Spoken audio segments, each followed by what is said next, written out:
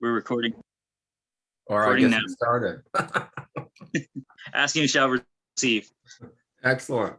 Well, good morning, everybody. Welcome to the Maine Masonic College course here. And as Brian said, this is our first international speaking presentation. So we're quite excited with this. I have a little preamble that I read that I'm sure from looking at the screen, a lot of you have already heard, but we do have some new faces here. So the Maine Masonic College, since its founding, excuse me, in 2005, the Maine Masonic College has worked on developing qualified faculty to share their personal expertise and their dedication to learning. It is the college's goal to offer 2 classes per month free of charge, with the majority of those classes open to the public. In addition, there are 2 semi-annual events, the Celebration of the Arts and Sciences and the College Convocation, each which feature prominent guest speakers who are leaders in their fields. And I'd like to interrupt the preamble here just to let you know that that convocation is coming up on the 30th of October. And the theme this year, because of our capabilities of virtual and Zooming, is going to be Masonic education from around the world. And we have speakers coming just like today from different countries as well as different states in the United States. So we're very excited about that event as well. The college has developed strong educational partnerships outside the craft with the University of Maine Honors Program, as well as the University of Maine Planetarium. We take part in the National History Day and provide financial support and volunteer hours to youth betterment initiatives to strengthen children's love of learning. As Masons, we know from our ritual about the importance of studying the 7 liberal arts and sciences. These traditionally were grammar, rhetoric, logic, arithmetic, geometry, music, and astronomy. But in the modern world, they have come to encompass the humanities, social sciences, and performing and fine arts as well. It is from this broad foundation that the Masonic College creates our programs, which include topics of interest to anyone with an inquisitive mind, whether Freemason or not. While our classes may sometimes make reference to lessons Masons have learned in the craft, it is also our goal to academically engage with the general public to create programs which enrich and stimulate. As the college motto states, we seek to bring more light to everyone we meet. I want to thank everyone for attending this morning or evening, if that's the case, for this Maine Masonic course. And I'd like to just give a brief introduction of the speakers. And again, this is going to be a talk on Masonic humor. It's what is Masonic humor? How does it differ from other humor? And we're also going to get some personal experiences and some cartoons this morning. The instructors are Brother Bharat and Brother Rinesh. They're both from India. And the main speaker, I understand, will be Brother Bharat, with the slide being run just like we do our Masonic lectures in my lodge hall. Someone runs the slides while someone speaks. Brother Rinesh will be running the slides. And hosting the meeting today, along with myself, I'm George McDougall, by the way, is Brian Ellis and Don McDougall. So I'm going to turn it back over to Brian Ellis in case he has something more to get to give us before we get started with the course. Yeah, Brother George, thank you. Just all I'm going to do is I'm just going to mute everyone so Brother Bharat can have the floor and Brother Rinesh, and we'll do questions and discussion afterwards. And please enjoy it. Brother Bharat's a great topic, and it should be a good day. So Brother Bharat and Brother Rinesh, the virtual gavel is yours. Thank you, Brother Brian, Brother Doug, and Brother George, and all the brethren here. Thank you for this very kind invitation to share some thoughts with the Maine Masonic College. And also sincere thanks to Brother Rinesh for joining me once again to present the slides as I speak. Brethren, this morning's topic, Masonic humor, has been chosen not just to lighten up the proceedings, but also to talk a bit about humor itself. What is it? How important is it? Should humor invade Masonry? And if so, in what manner and to what extent? We shall attempt to look at some examples where it has been successfully employed. Come join me as I take a stroll through this field. What is humor? The meaning of humor. The word humor may be used as a noun as well as a verb. As a noun, it refers to the quality of being amusing or comic, especially as expressed in literature or in speech. An example of its usage in this context is, his tales are full of humor. Another meaning is a mood or a state of mind. An example of this usage is, her good humor vanished. As a verb, its meaning is to comply with the wishes of someone in order to keep them content, however unreasonable such wishes might be. An example of this usage is, she was always humoring him to prevent trouble. Now, alternatively, the Cambridge Dictionary describes humor as a noun with a connotation of amusement, or as a noun with a connotation of a mood, and also as a verb. Accordingly, in the first iteration of humor as a noun with a connotation of amusement, it is the ability to find things funny, the way in which people see that some things are funny, or the quality of being funny. Some examples of this are, he's got a great sense of humor. I must say that I find his schoolboy humor rather tiresome. Then there is cringe-making attempts at humor. Even a speech on a serious subject should be leavened with humor. She has a mischievous sense of humor.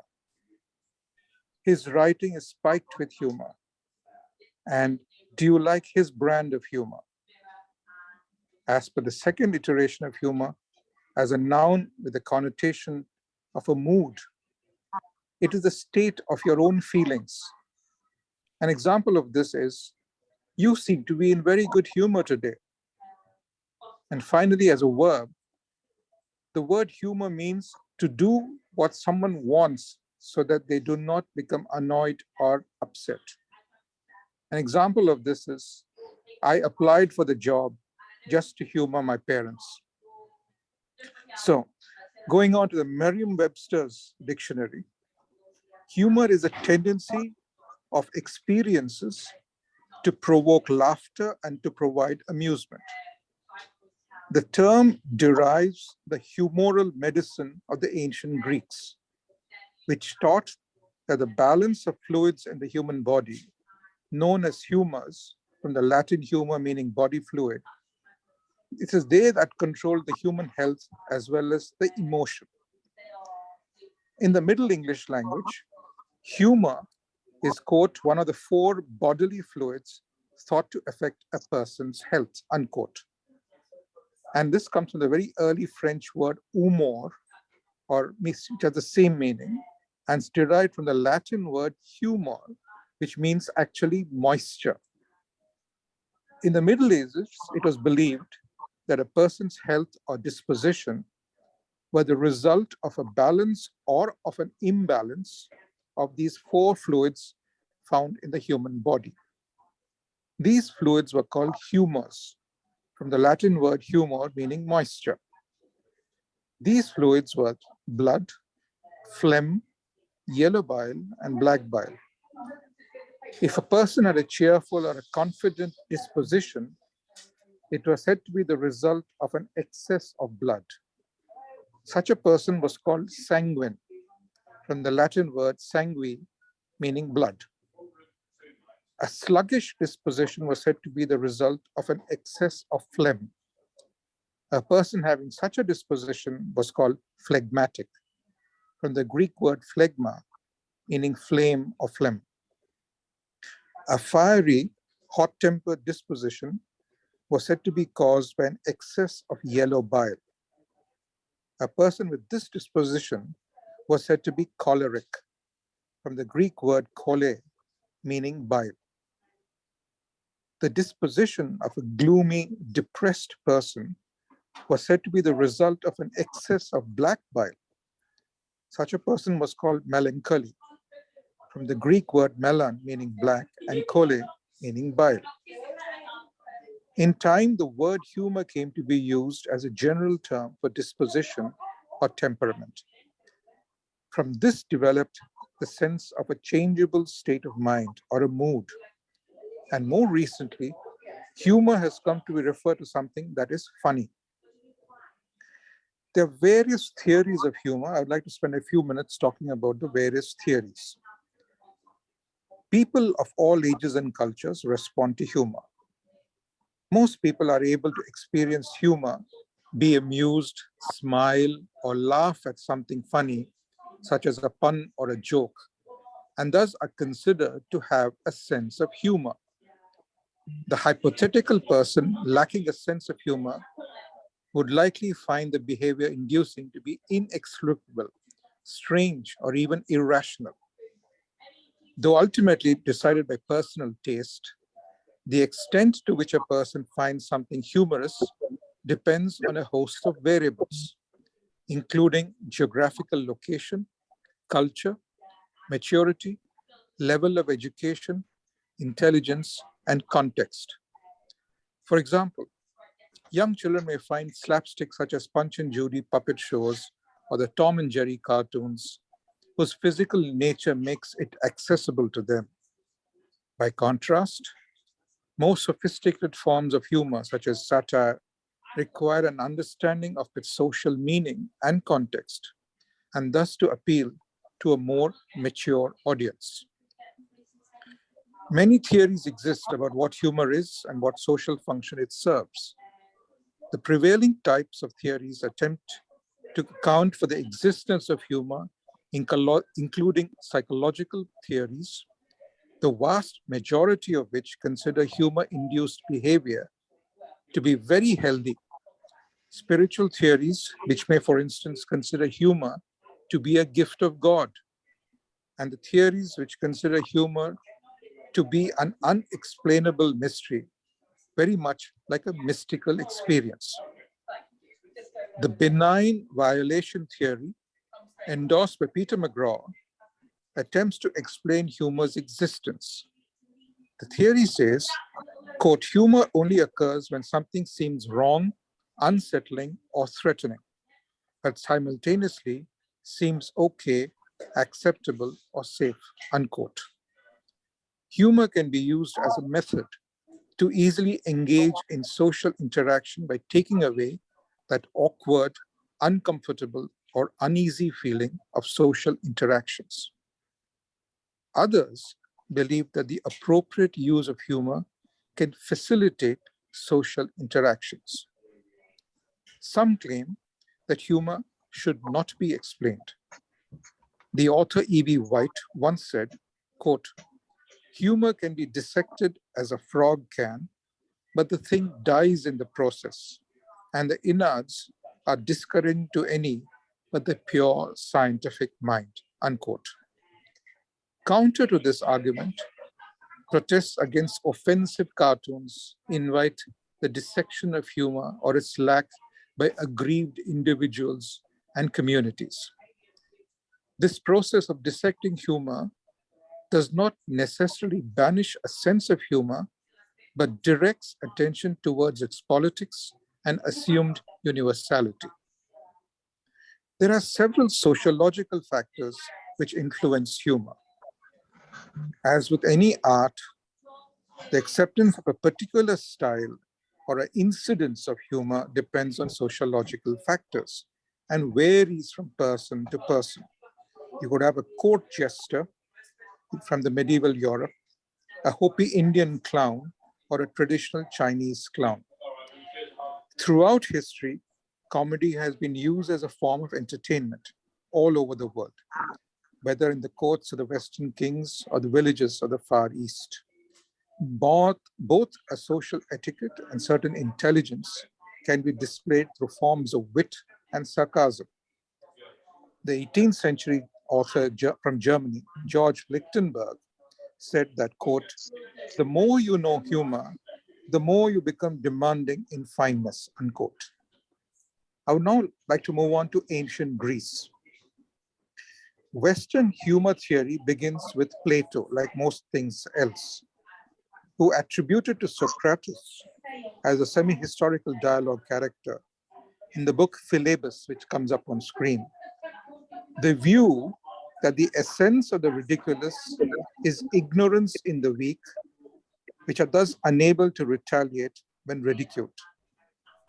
Later in Greek philosophy, Aristotle in his book, The Poetics, suggested that an ugliness that does not disgust is fundamental to humor. Now, a few words on Philebus and the Poetics.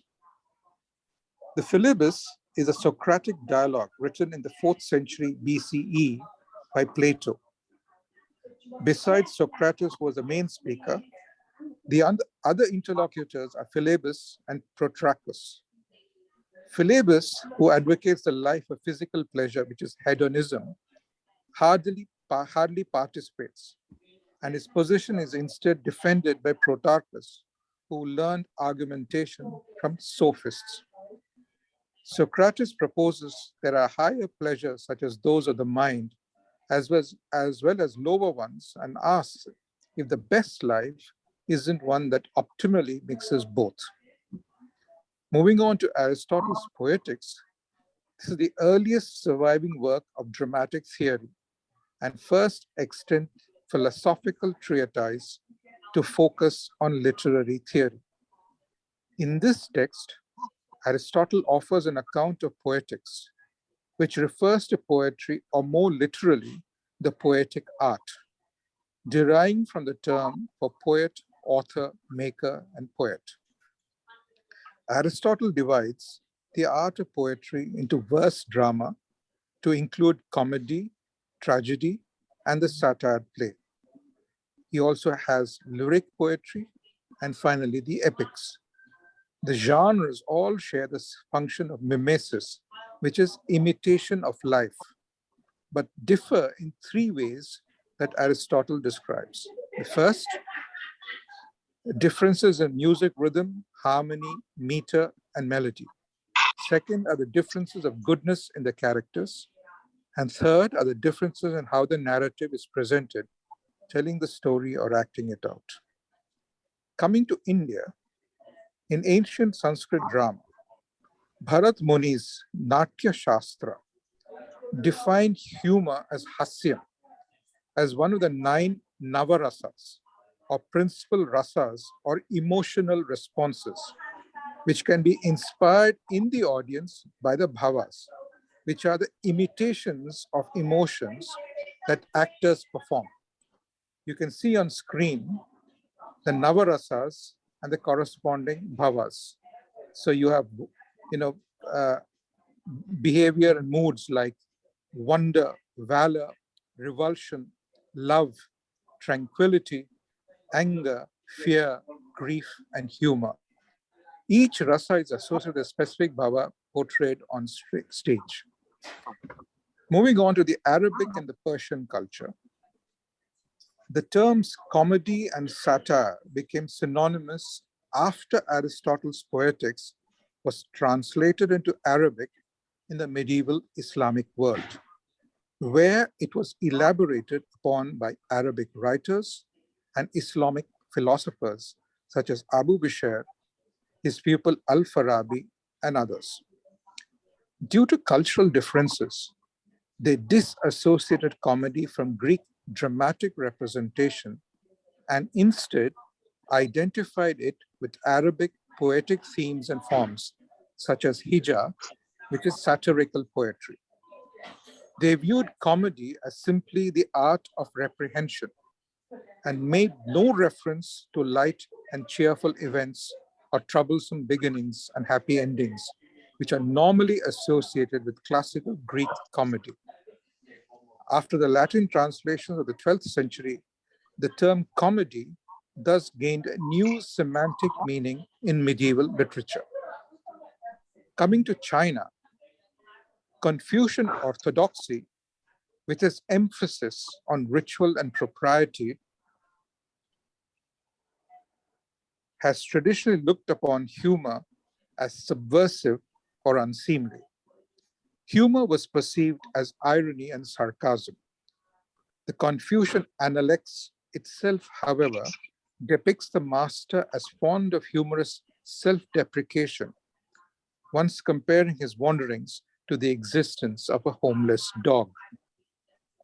Early Taoist philosophical texts, such as the Zhuangzi, pointedly makes fun of Confucian seriousness and makes Confucius himself a slow-witted figure of fun.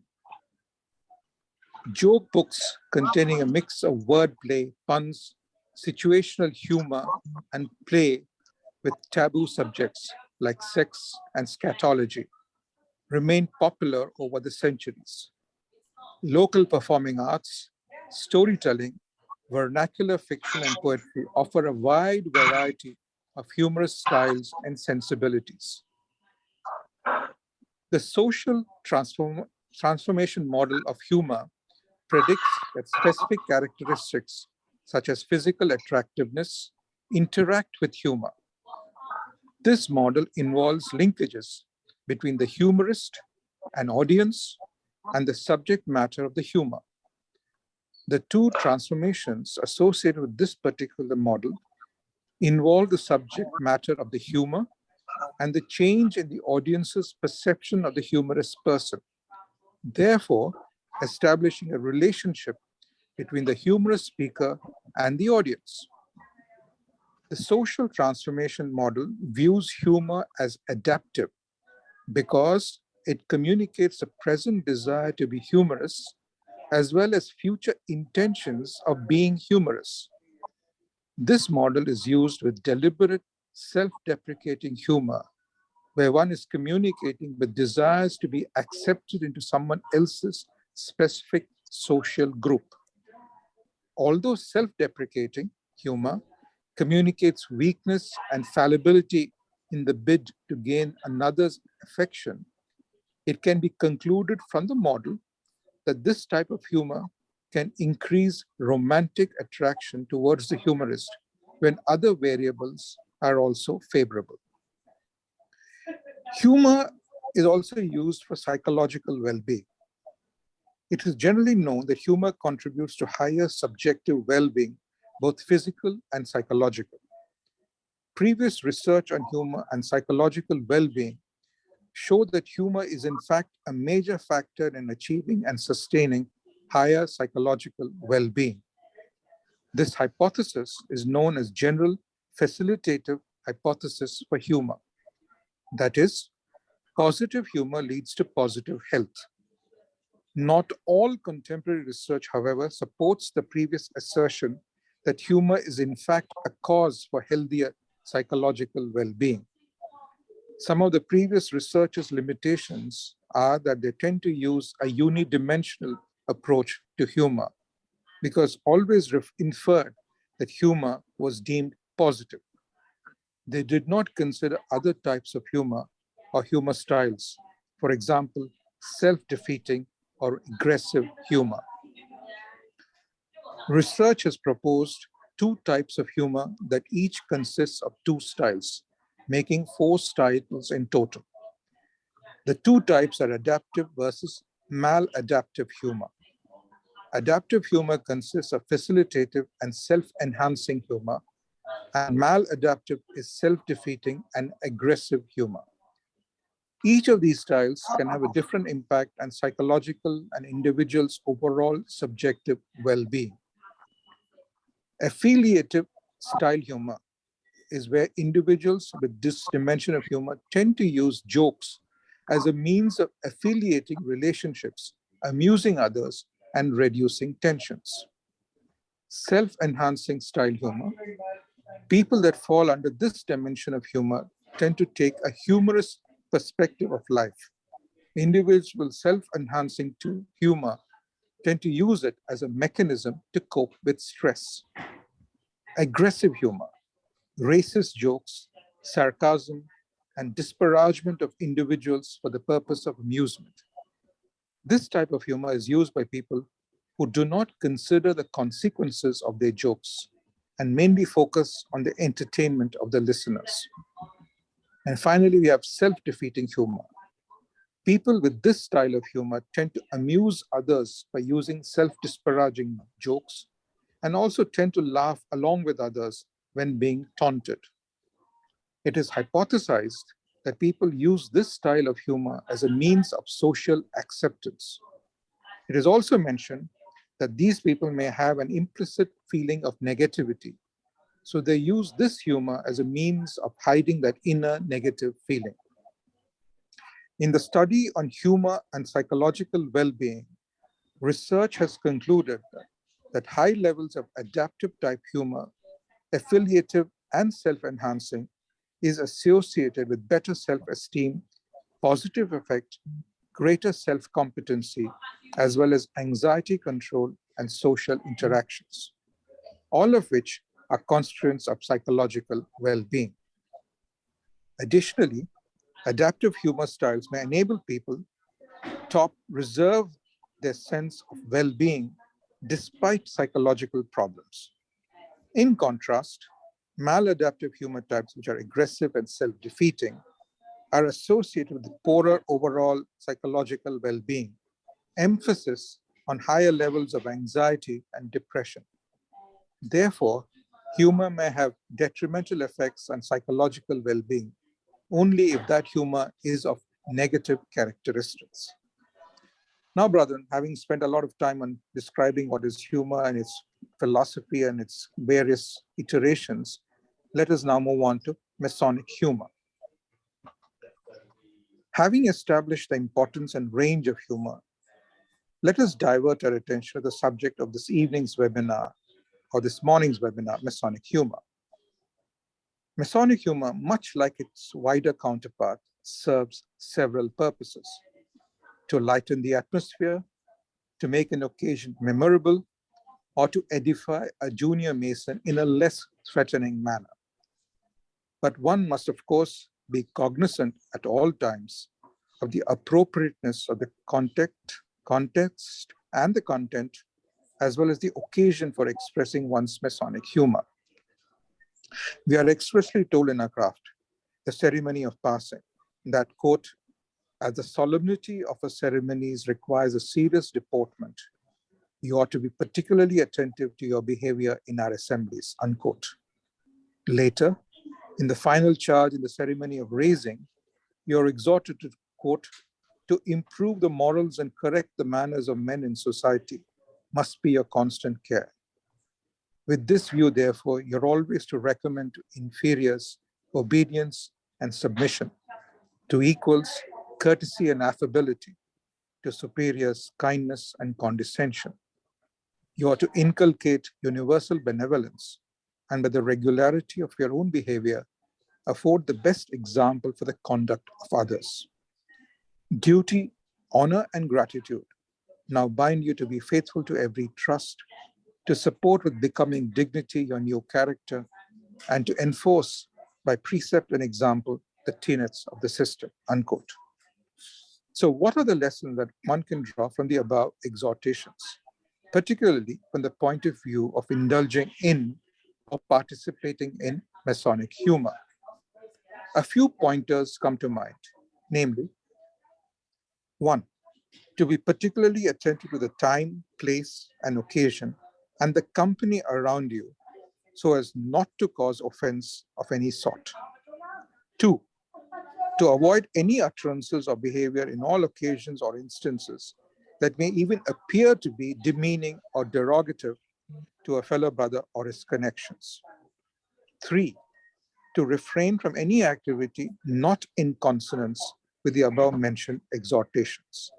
4, to ever maintain the dignity of oneself and that of the institution and its members. That comes to the next question. Where do we indulge in Masonic humor? Brethren, within the temple, occasions for mirth are few and far between. Nevertheless, a light touch at an appropriate moment can ease the tension, can smoothen the proceedings, provided that they are all done with utmost care and caution. One needs to be the master of the situation, as well as a master of interpersonal behavior, to know when, where, and how to introduce momentary hilarity. Masonic humor may be better displayed usually outside the temple, at the festive board, at casual meetings, at social gatherings, etc. I would now like to talk about Masonic humor at the festive board. The best places and occasions that one can indulge in some frivolity are at the festive board. It has often been my experience to be forced to listen to long-winded, boring speeches delivered by self-important worthies in a monotonous and stultifying manner. The one forced to listen will soon tune out the speaker's voice and then become increasingly agitated as the misery continues, praying for a speedy deliverance. The art of after-dinner speaking is not common among men, more particularly among Freemasons, alas. More often than not, the speaker, while delivering or responding to a toast, will utter meaningless platitudes using repetitive phrases. The unfortunate souls forced to listen may actually be silently cursing him under their breath. While it may seem appropriate to task the senior-most member of the lodge to deliver the toast to the lodge, as he could probably be best placed to recall its hoary past, what invariably happens is that his public speaking skills may not be commensurate with his longevity as a Mason. After a few minutes of his monotone, everyone tunes out and gets restless. The conviviality of the occasion goes south thereafter. It would be sensible to choose a speaker with the necessary skill who not only merely recites the history of the lodge, but also intersperses it with humorous anecdotes, unique incidents, and unusual events, all told in an engaging manner. Not too many brethren have the skill, alas. I will now come to Mike Lawrence's famous paper on Masonic humor. Mike Lawrence has written a brilliant article entitled, quote, "Are you one of us?" unquote. I would like to reproduce a few of his contributions. I've always been fascinated by the manner in which Freemasons identify themselves when meeting for the first time. The fascination started several years ago after reading an article in the Sunday paper where the author suggested that the first question a true Freemason would ask was, "Can you tie a bow?" The response, if the person was a Freemason, would be, "As good as you can." A BBC Two television program once claimed that when dining, a Freemason will refer to his cutlery as working tools and await any appropriate response, while a daily paper suggested that the Freemason will gently caress your knuckle with his thumb before slowly releasing his grip. So, just for a few moments, come journey with me to a distant past and partake of instruction into the finer points of how to pass on a discreet signal or identify another Freemason. You might, for example, indicate your membership by taking off your hat with 2 fingers and a thumb. Or you may choose to strike with the right hand the inside of your little finger 3 times, as if hewing. Of course, you could always stroke 2 of your forefingers over your eyelids 3 times, or turn a glass upside down after you have taken a drink. Now imagine yourself in a non-Masonic company, and you suspect the man opposite was a Freemason, and you wanted to meet him outside. Firstly, you would need to cough 3 times and leave the room. Now, assuming he followed you out, and once alone, here is the procedure to follow. You must place your right heel to his right instep, put your right arm over his left, and your left under his right. In that position, you then take your middle finger and start from your left shoulder. You draw a square from his shoulder to the middle of his back, and then down to his breeches. If this gains no response, you could try this. You must take the first step towards your right foot, and the second with your left, and the third bringing your right heel into your brother's right instep. You then lay your right hand to his left wrist. You then draw the other hand from your right ear to the left under your chin, and he will then put his right hand to your left side under his heart. and you'll end up what's happening on the screen. Finally, if you have gone through these trials, you are still unsure, and of course, hoping you had not been arrested for accosting strangers. You're advised to use this final question: in which lodge are you a Freemason at? Letting someone else know that you're a Freemason can be a tricky business. It can be even more difficult seeking fellow brethren when we find ourselves in new environments. But it is these occasions or casual remarks that we make, often in unfamiliar surroundings, that sometimes bring about the most amazing replies. Here are a few anecdotes from brethren who wrote to me. While recovering in hospital, Brother Morris Saxby Taylor was quickly up and about helping with little jobs around the ward. The duty male nurse asked him to lay the tables for lunch. Morris agreed, added the retort, "I'm happy to be your steward." He gave it no more thought until a short while after the male nurse whispered to Morris, "Thanks for helping with the working tools," unquote. Brother Morris also recalls a time he was at a police conference discussing the case of a dentist who practiced anesthetics on his wife. Unfortunately, she died through one of his experiments. To his amazement, one of his colleagues threw in the comment, "That's the hidden mysteries of nature and science," unquote.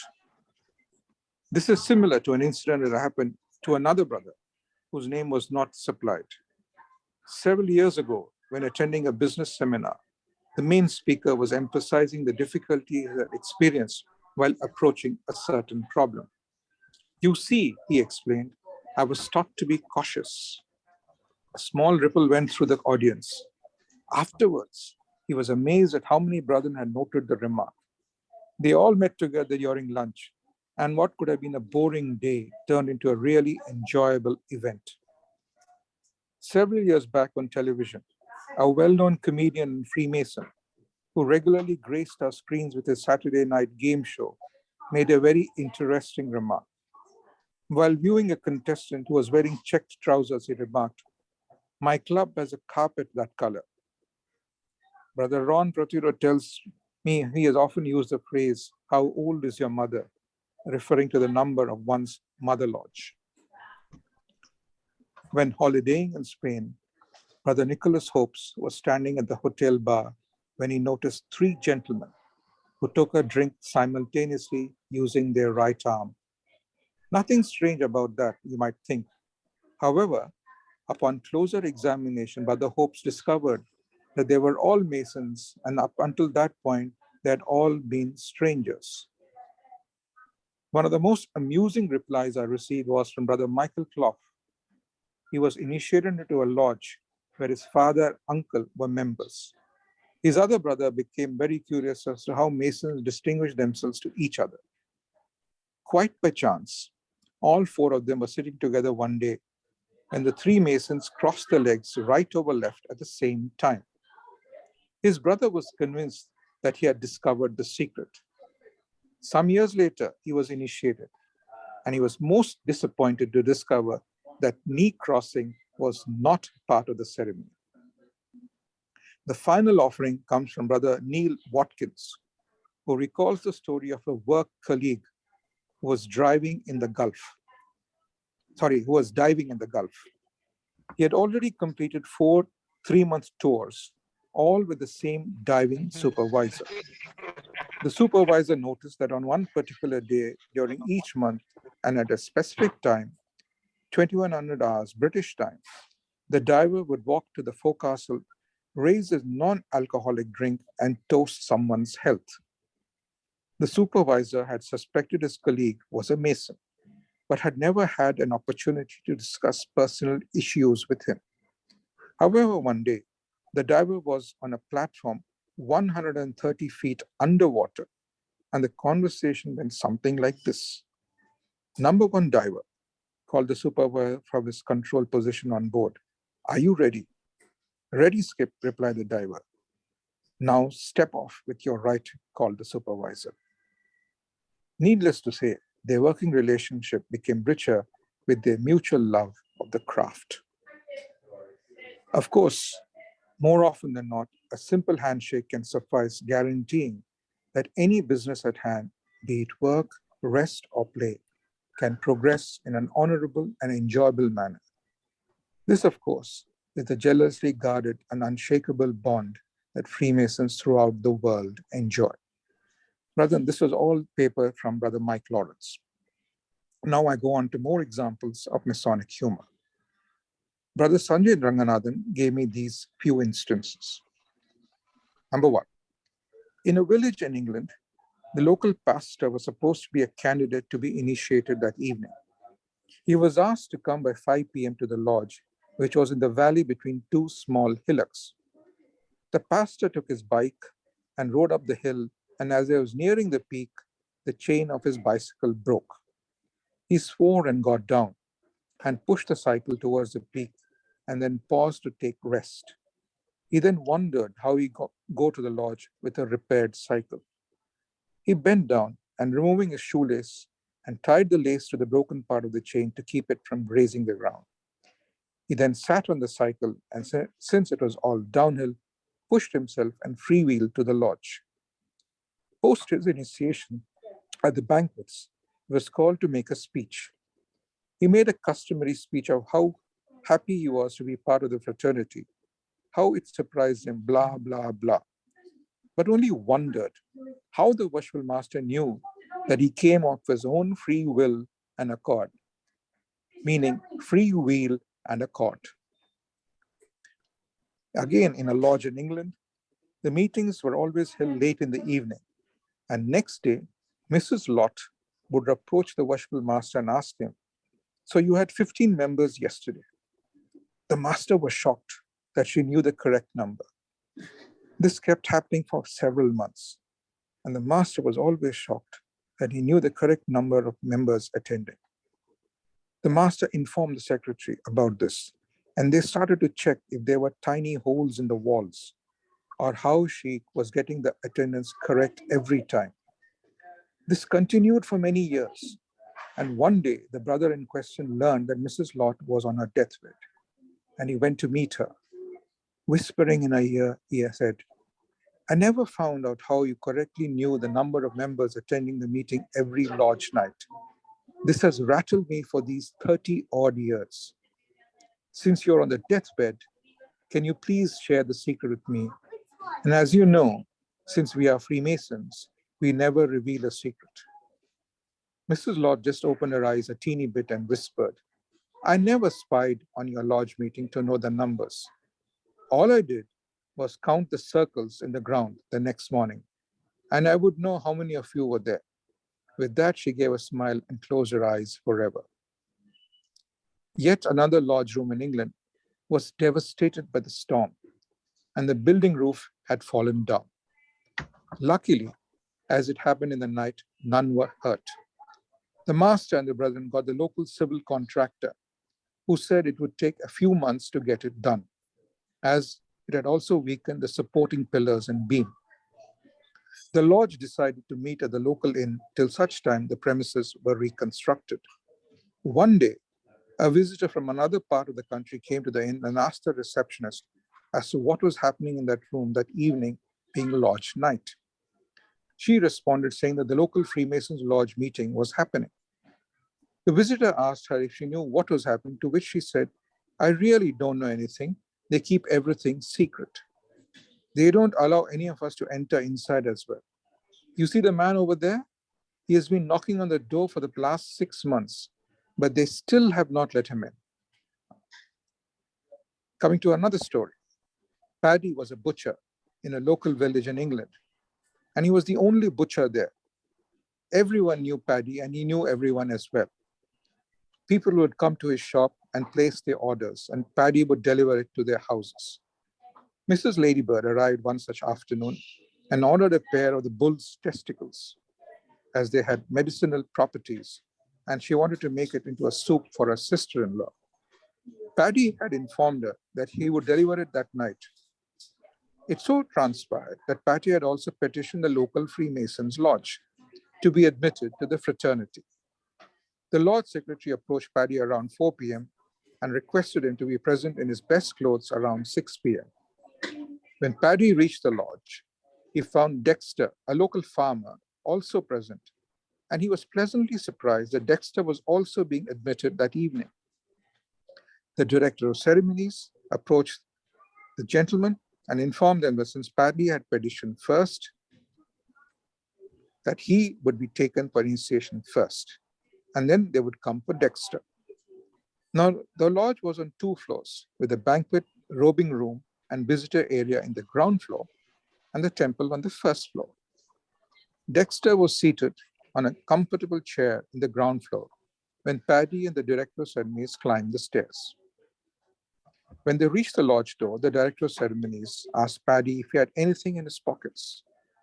Paddy then remembered that he had brought what Mrs. Ladybird had ordered, and he showed them to the director of ceremonies.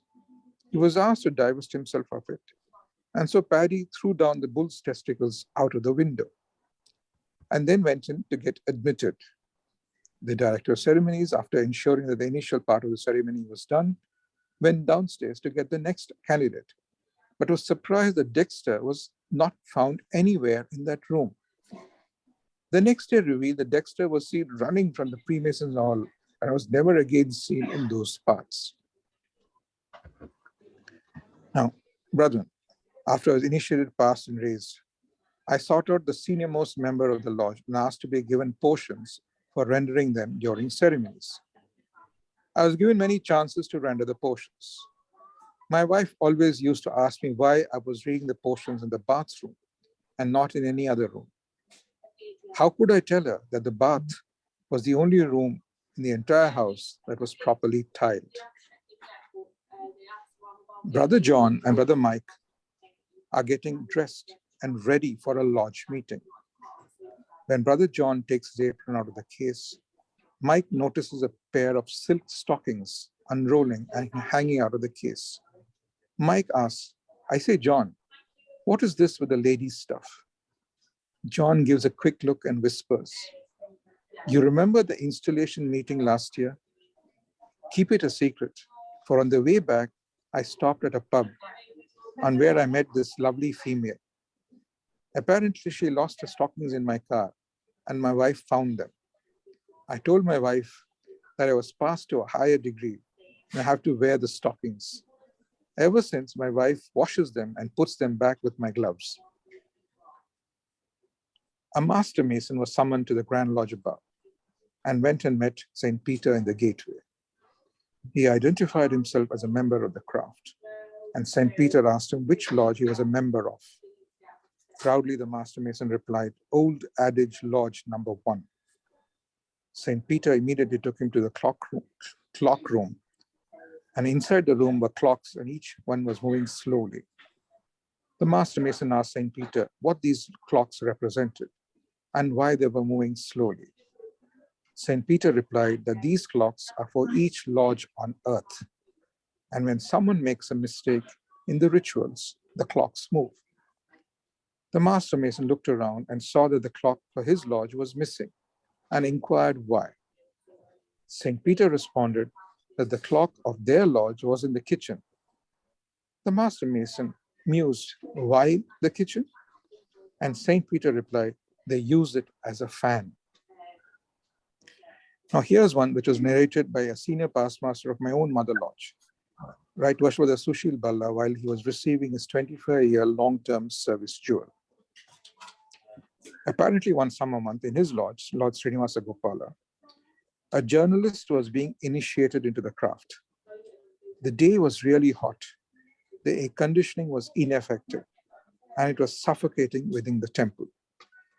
The then Brother Susheel Bhalla, as the junior deacon, was attending on the candidate.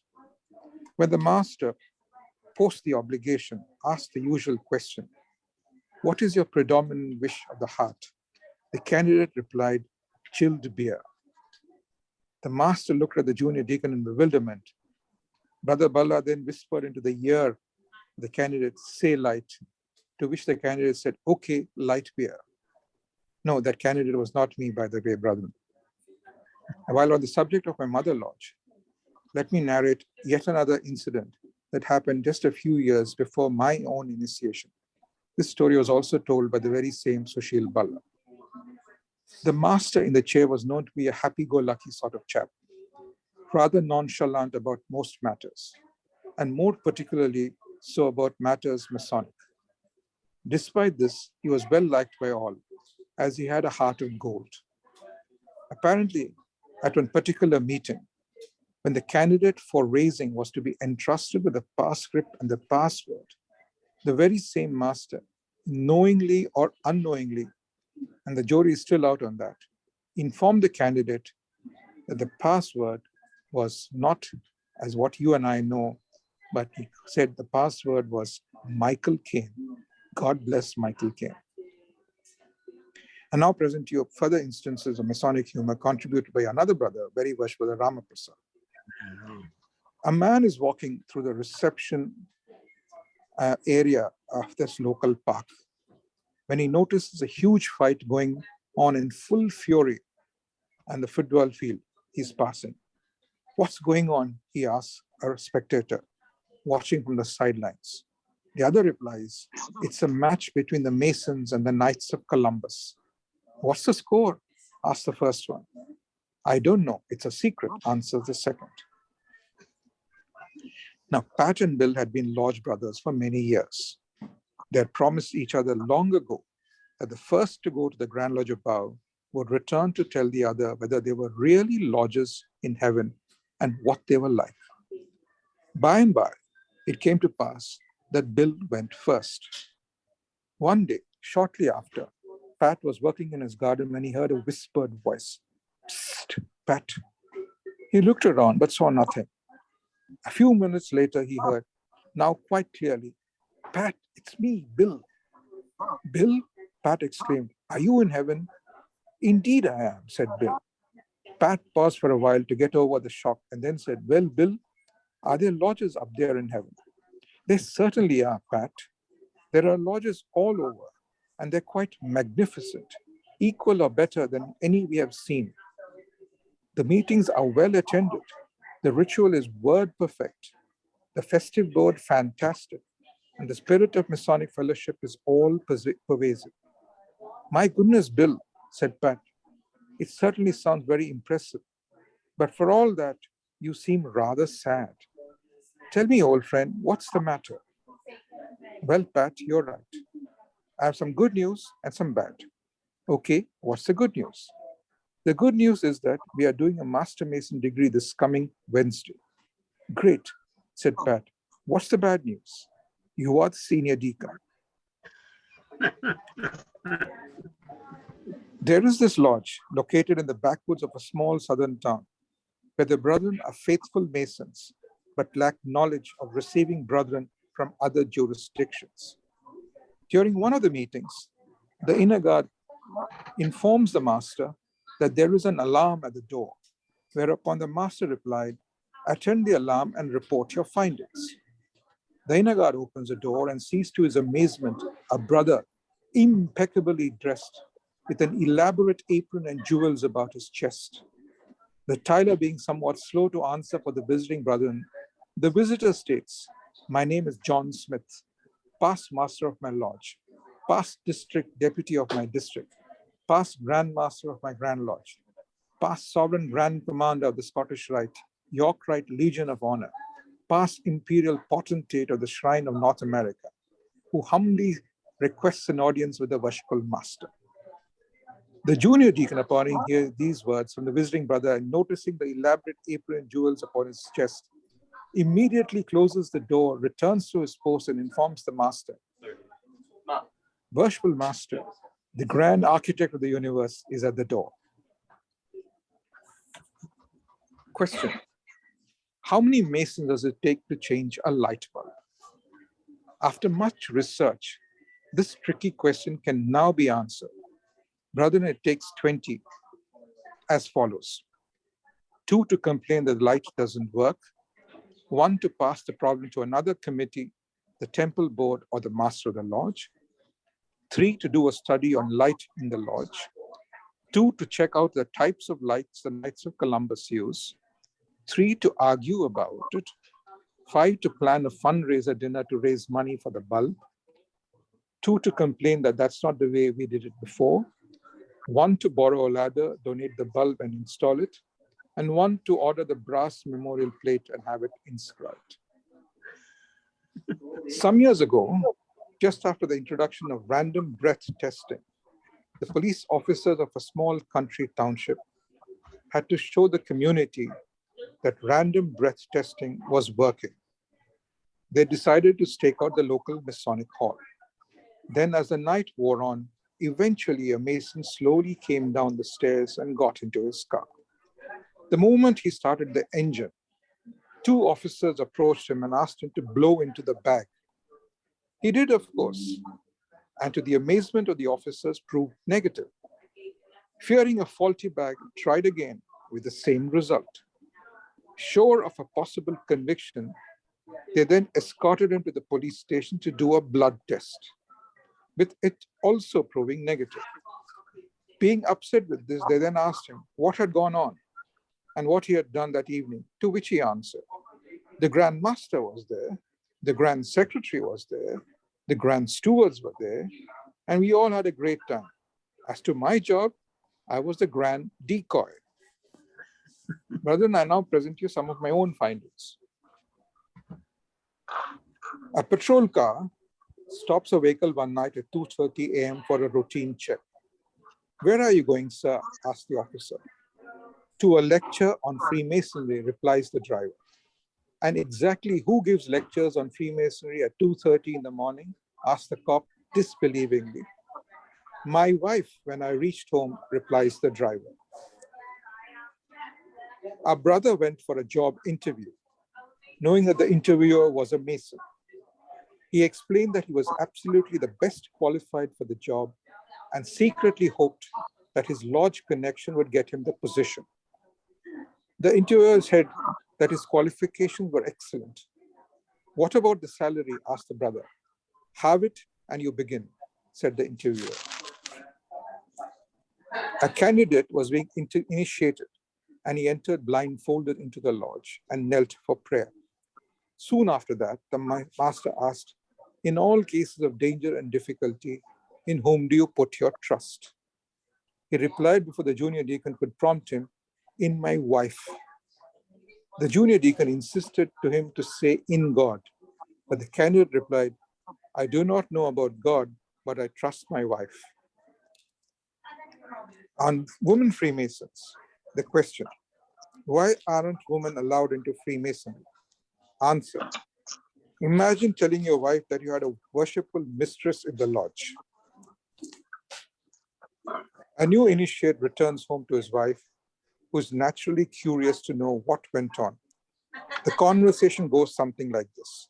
She, well, how did it go? He, very well, most interesting. She, what did go on? He, I'm not really sure if I can tell you what about it. She, well, is there anything you can't tell me? He, well, it seems there are three classes of men in the lodge. The walkers, the talkers, and the holy men. She, what do they do if you can tell me? He, the walkers walked me around the lodge. The talkers talked to me and to the walkers, and I was led around. And she asked, and the holy men, what of them? He answers, they seem to be a special class of men, all in dark blue and gold aprons and gauntlets. They just sit on the benches around the lodge, chanting repeatedly, oh my God, Amen, and so mote it be, and also say some prayers. A Mason who had just been installed as master of his lodge and was duly attending all the functions he could, was having a hard time with his wife, who said, all those masters in office have to do is click their fingers and you would be there, wouldn't you? Wish I was a master. After due thought, he said, so do I, my dear. We swap them for a new one every year. The victim is being brought to the gallows.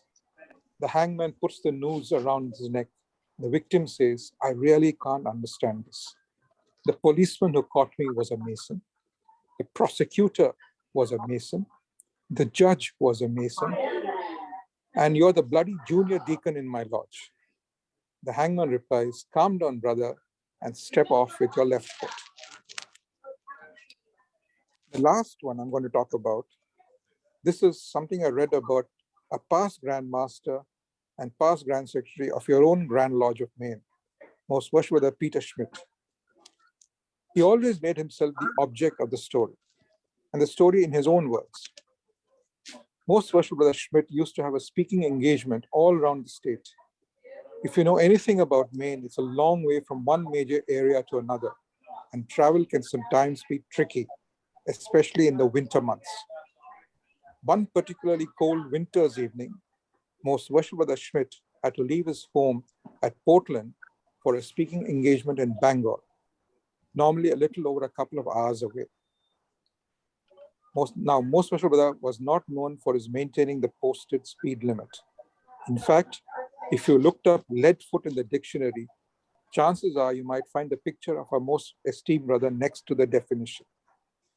But on this particular evening, Most Worshipful Brother Schmidt was running extremely late and really didn't want to disappoint his brethren in Maine's second largest city.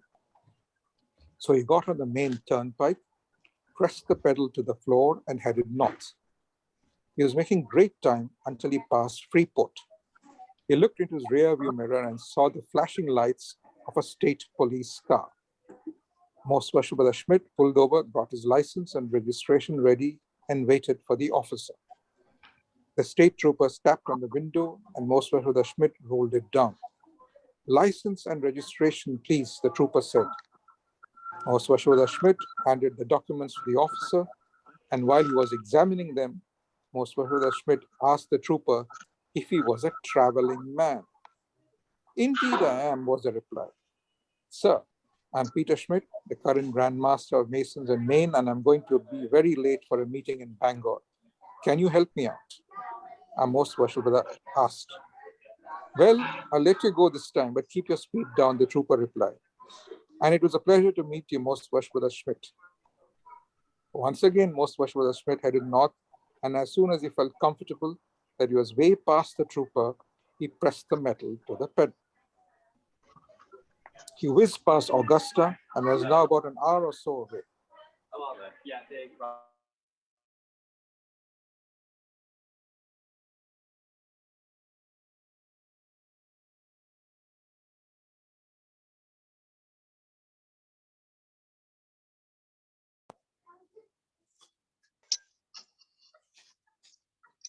Tap, tap, tap on the window. "License and registration, please." "Are you a traveling man?" "Yes, I am." Well, after a brief exchange, Most Worshipful Brother Schmidt was let off with just a warning. And again, as soon as he was sure it was okay, Most Worshipful Brother Schmidt let his foot do the talking, so to speak. "I'm making great time," he thought, "only half an hour away." The exit for Bangor was now only a couple of miles away. "I'm going to be almost on time," Most Worshipful Brother Schmidt thought. Suddenly, there were the lights of yet another police vehicle visible in his mirror. "Here we go again," he thought. Once again, he pulled over, got his license and registration ready, and waited for the inevitable tap on the window. "License and registration, please," the trooper stated. "Are you a traveling man?" Most Worshipful Brother Schmidt asked. "Yes, I am," was the reply. Once again, Most Worshipful Brother Schmidt identified himself and pleaded his case. But this time, the officer began writing a ticket. "Officer, why are you writing that?"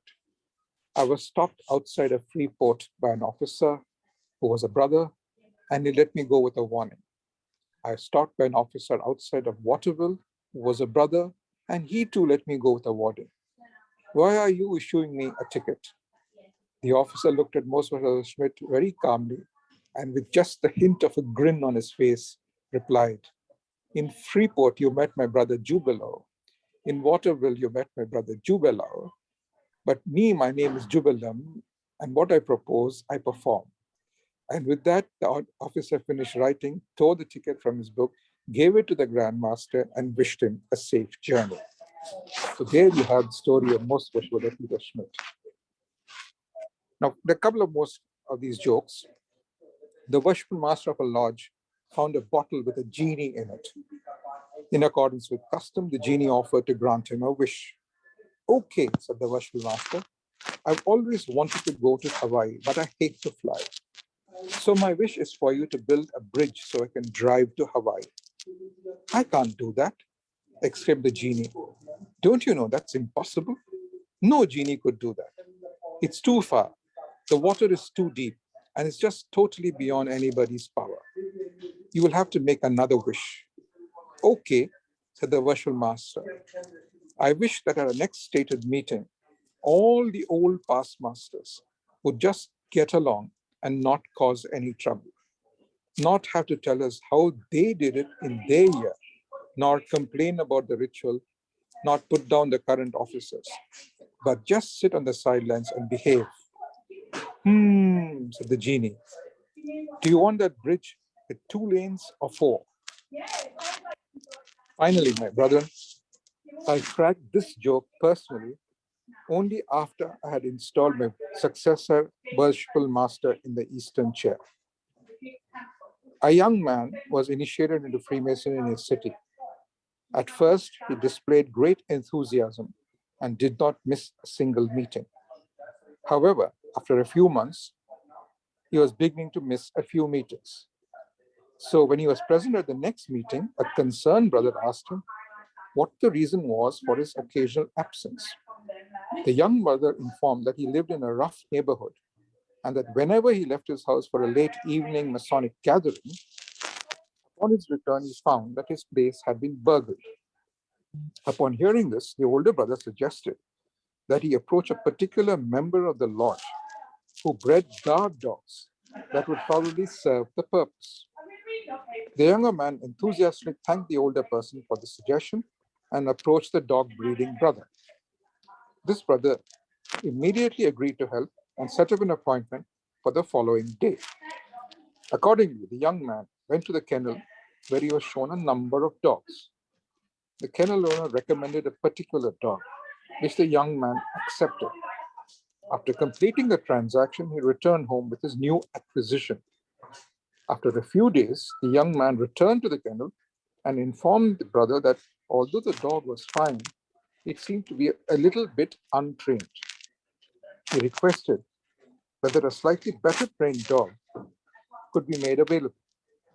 The kennel owner agreed to exchange the dog, which he called Junior Warden, with another one, the one that was better trained and which he called Senior Warden.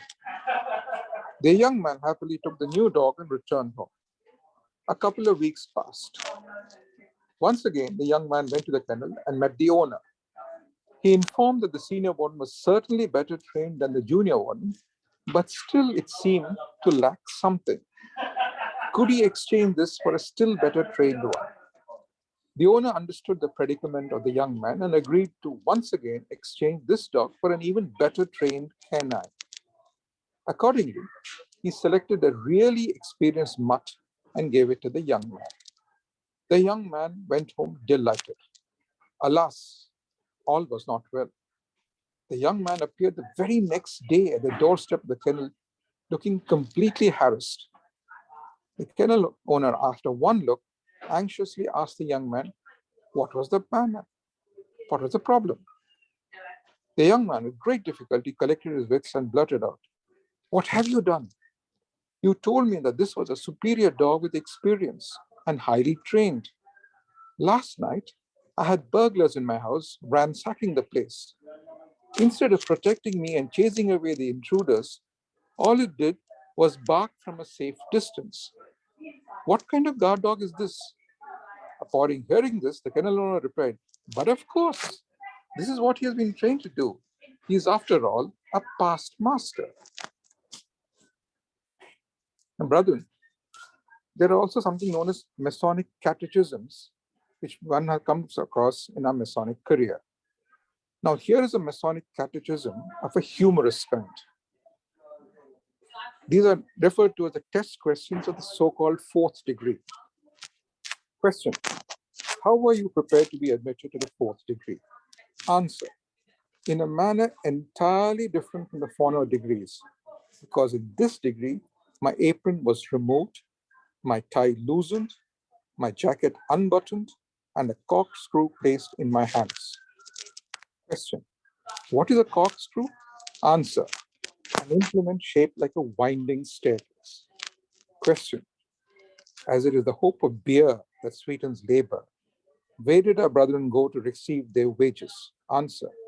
In a convivial room adjoining the lodge. Question. How did they receive them? Answer. In mugs and in bottles. Question. Why in this peculiar manner? Question. In mugs, well knowing they were justly entitled to them, and in bottles, from the great reliance they placed on the integrity of the breweries in those days. Question. What are the names of the brew that was served in mugs and in bottles? That served in mugs was called Budweiser, and that in bottles, Coors. What are their separate and conjoined significances? The former denotes pale brew and the latter good head, and when conjoined, instability. For the barman said, in right proportions, I will mix the cocktails to keep you floating forever. Now here's another set of catechisms. It's known as the proving of a steward. How are you first prepared to be a steward? My coat sleeves, shirt sleeves, and vest sleeves were rolled up, and a corkscrew was thrust into my hand. What is a corkscrew? An instrument fashioned like a winding staircase, which our ancient brethren ascended to receive their beer. Where did they receive it? In a convenient room below the chamber. How did they receive it? In half tankards and tankards. Why in that peculiar manner? In half tankards, knowing the same could easily be replenished, or in tankards from the great reliance they placed in the mildness of the brew in those days. Name the two advertisements which hung on the porch or entrance. That on the left was called Guinness, and that on the right was named Foster's. What are their separate and conjoined significations? The former denotes number one, and the latter XXXX, and when conjoined, instability. What is beer? A peculiar product of chemistry, veiled in mystery and illustrated by labels. How is it depicted? By an ear of corn and a couple of hops placed by a barrel of water. How do you know yourself to be a steward?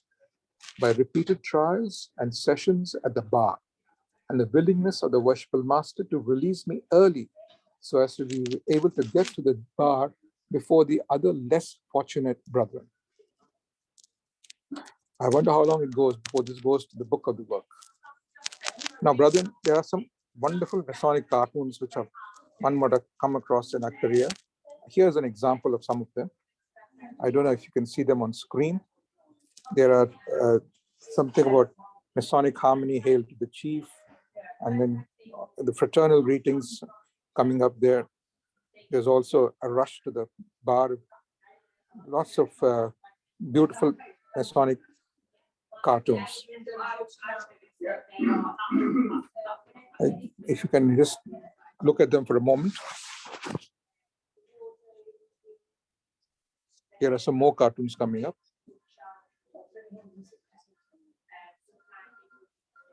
They're quite self-evident.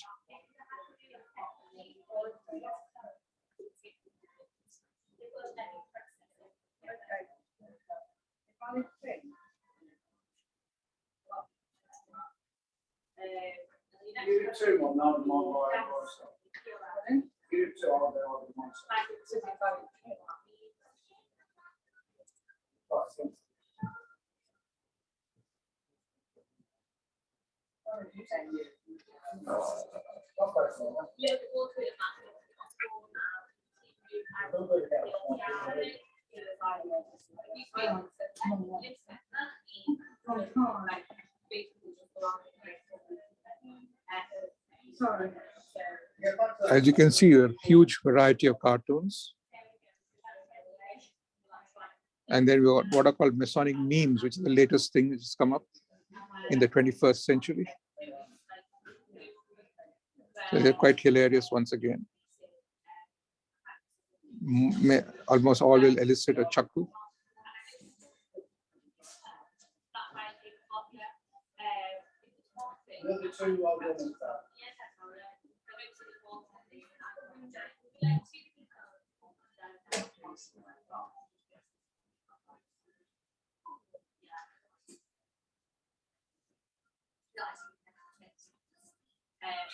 Now, coming to books on Masonic humor, a vast variety of books. There's Jack Bright's Masonic Humor.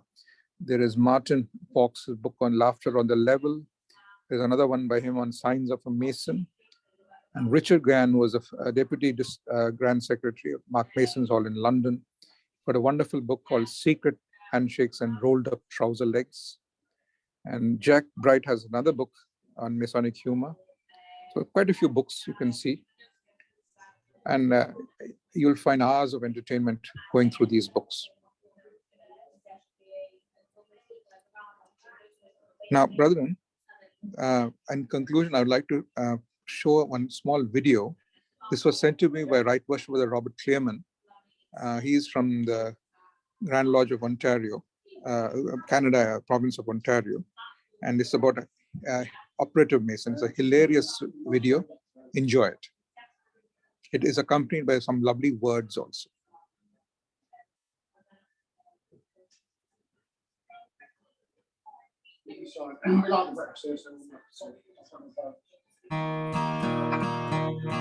This I write this note to you to tell you of me plight. For at the time of writing I am not a pretty sight. My body is all black and blue, my face a deathly grey. And I write this note to say why Paddy's not at work today. Whilst walking on the 14th floor, some bricks I had to clear. To throw them down from such a height was not a good idea. The foreman wasn't very pleased, him being an awkward sod. He says I'd have to cart them down the ladders in me hall. Now clearing all these bricks by hand, it was so very slow. So we hoisted up a barrel and secured the rope below. But in me haste to do the job, I was too blind to see that a barrel full of building bricks was heavier than me. And so when I untied the rope, the barrel fell like lead. And clinging tightly to the rope, I started up instead. Well, I shot up like a rocket, till to my dismay I found that halfway up I met the bloody barrel coming down. The barrel broke me shoulder as to the ground it sped. And when he reached the top I banged the pulley with me head. I clung on tightly, numb with shock from this almighty blow, and the barrel spilled out half the bricks of 14 floors below. Now when these bricks had fallen from the barrel to the floor, I then outweighed the barrel and so started down once more, till clinging tightly to the rope, me body racked with pain. When halfway down I met the bloody barrel once again. The force of this collision halfway up the office block caused multiple abrasions and a nasty state of shock, till clinging tightly to the rope I fell towards the ground, and he landed on the broken bricks the barrel scattered round. When I lay there groaning on the ground, I thought I'd passed the worst, but the barrel hit the pulley wheel and then the bottom burst. A shower of bricks rained down on me, I hadn't got a hope. As I lay there bleeding on the ground, I let go the bloody rope. The barrel then being heavier, then started down once more, and landed right across me as I lay upon the floor. It broke 3 ribs in my left arm, and I can only say that I hope you'll understand why Paddy's not at work today.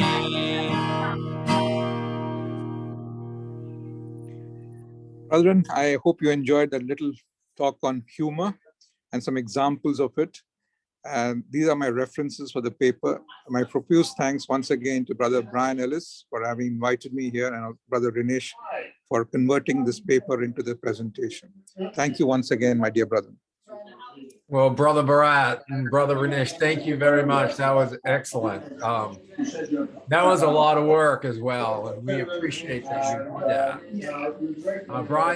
Brother Brian had an engagement and had to step away here, but he asked me to finish up. So I would just ask everyone to unmute their mics and feel free to make comments or any questions for Brother Bharat. Maybe I can even unmute. So it's very first one. Yeah.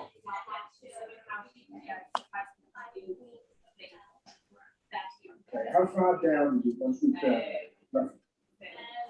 Nope, you'll have to unmute yourself. But any comments from Brother Bharat and his wonderful presentation today?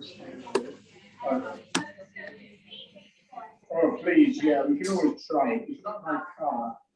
And, Well, all right. I think you left him in stitches, Brother Bharat. Now, I do have to say that that quote from Brother Schmidt, a lot of people probably think that was fake, but I've actually heard Brother Schmidt say that at Lodge before, back when he was with us. So another good point about Maine on your books. One of them was there by Pollard, and that's Stuart Pollard is the son of one of our past Grand Masters as well. So my last time I was in Maine was, as I said, in 1981. Soon after I finished college, I took a time off to drive from the entire East Coast, right from Maine to Florida. After that, I thought I'll start work. So I thought I'll enjoy myself for about 2-3 weeks driving up and down. So that's, I was able to see the fall in Maine in 1981. I thought, you guys are really lucky. You're in God's own country. Oh, thank you.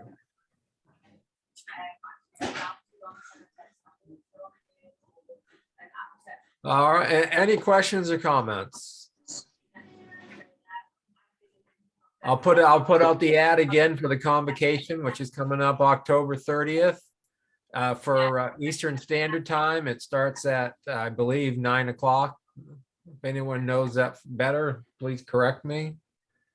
And again, it's going to be Masonic education from around the world. Taking advantage of this virtual society that we have been forced into for the last year and a half. So.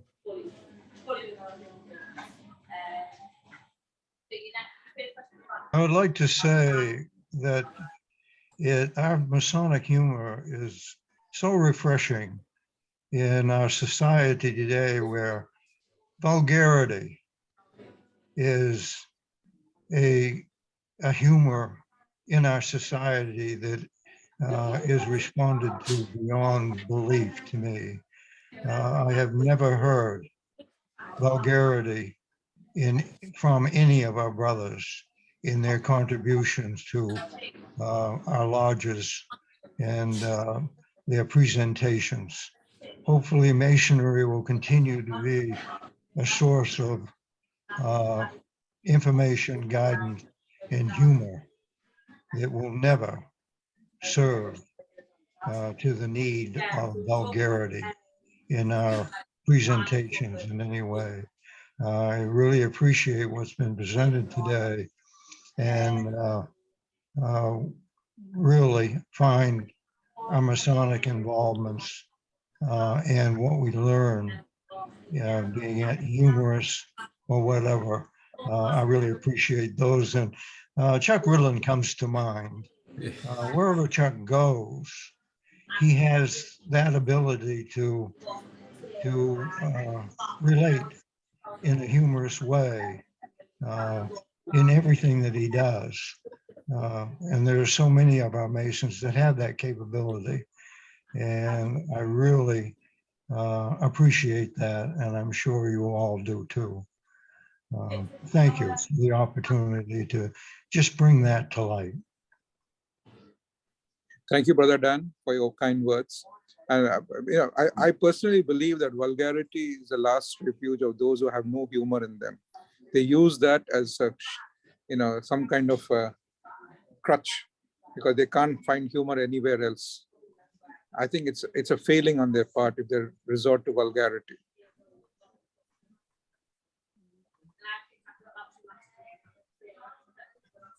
Any other comments or thoughts for this morning?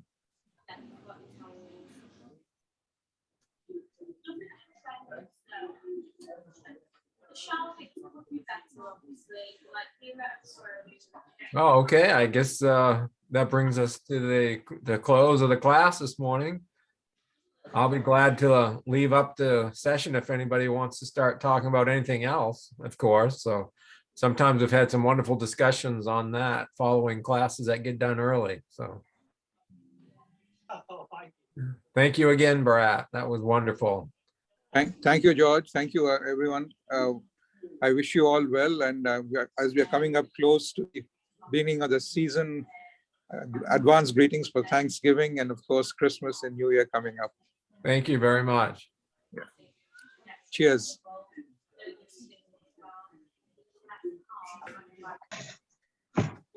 Bye-bye all. Bye-bye, and good work behind the scenes, Rinesh. Thank you very much.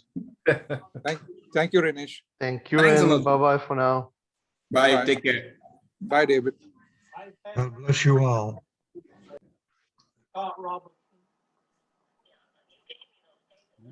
Yeah. Let,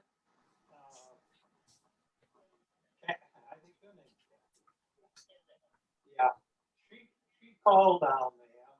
I gave her a number and the stuff. She called down there and that lady that I had talked to down there set it all up. It worked out well. It was last weekend. But I'll help you with it.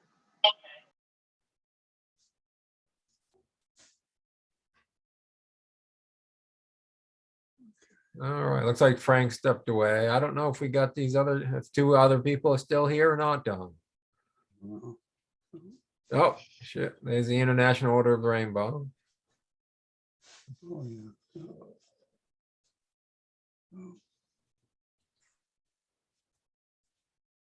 Probably should have brought up the topic while everybody was here, but Brother Greenleaf's headstones, excuse me, gravestones. And that joke about how many people, Masons it take to change the light bulb. Remember his stones were up there in the ditch, and his niece talked to the Masons or whatever and said his gravestones really shouldn't be down there. They should take them down to Brownville. And so they formed a committee and started to undertake it, look at it and so forth, and consider it. And so she went downtown or hired a team of horses and has sent them up to pick up the stones and took them downtown. It took her, 2 hours or something like that to do it. So that's kind of the way we do it in Masonry. Probably I should have brought that up. If I could remember Brother Greenleaf's name fast enough. Oh, yeah, yeah. That must be a holdover from work or something, because, big corporations tend to do the same thing. So. Yes, yeah. Schools and everything. Yes, right. Departments. Right. Well, because they don't offend everybody else, so they form a committee to deal with it, and one or two people finally do it. Yeah. That was great. That was a lot more than I was expecting, I have to say. Yes, yeah. So I'm guessing Vanessa's not here.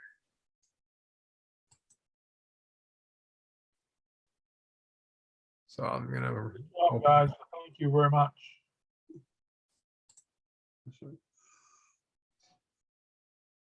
Well, that's right. An extension on that bit about Masonic committees. We usually do that too.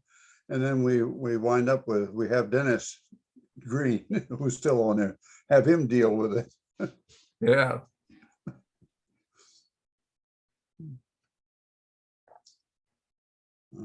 Absolutely. All right. Is that it? We all done, are we? Or I think we're all set. So I think Okay. the next thing for us will be the meeting on a week from tomorrow down in Okay. Augusta. I think I got the keys to get in the door. I should probably try it sometime this week. But okay. So that's what's at the retreat or whatever. yes. Yeah, Okay, I'd forgotten about that, or well, I hadn't forgotten about it, I just didn't remember the date. You know? exactly. Yeah, I imagine Ashley will get something out here pretty soon. Yeah, okay, yeah, I had that. So what time are we meeting there? Yeah, 9 maybe, I think, Nine-ish? Okay, yeah, guessing. okay, I don't remember details very well. So right, yeah. took me a while to remember what convocation was. I think that's because we changed it once. Yeah, yeah. And that's the same day. Let's see, when is that? That's next Saturday? Yeah, it's the 30th. It's 2 weeks. Okay, that's the same day that we have that table lodge in Guilford for Tim. Oh, that's right. I forgot about Briggs that that. evening. Yeah. It's also the same day that there's the commandery inspection in Bangor. Oh, So that's going to take up people. Well, there's a telephone behind here. there we go. Have no other area. That's the problem, having a telephone near your speakers. All right, so that's it then. We have no more presentation and no more courses until when? Next, Yeah, right off like in the first week in November, Malcolm's going to do his class again Malcolm, on talent. the same class he did, or Same one. Yeah. did I see that one or did I miss that one? I missed that one, didn't I? I'm not sure. We didn't did. record. Oh, I should have turned off the recording. Oh, you're right.